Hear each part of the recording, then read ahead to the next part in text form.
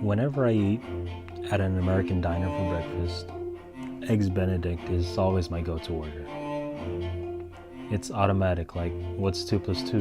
4. What are you getting from the menu? Eggs Benedict. There's something about the gentle heartiness of the poached egg with the slightly tangy personality of the creamy hollandaise. It's like a couple interlocking their hands. Then the bacon and the bread seems to wrap over them like a warm blanket. Likewise, whenever I go to a Filipino restaurant for breakfast, I automatically order a Tosilog. Tocino, this sweet and savory Filipino bacon, and fried egg join hands, and the garlic fried rice wraps the couple up like they were a match made in heaven. At home, it's not that automatic.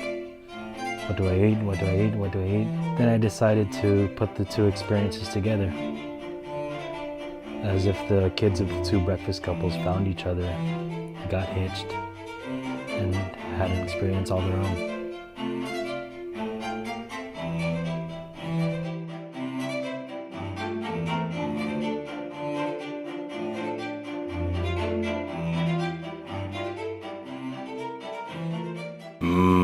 Delicious.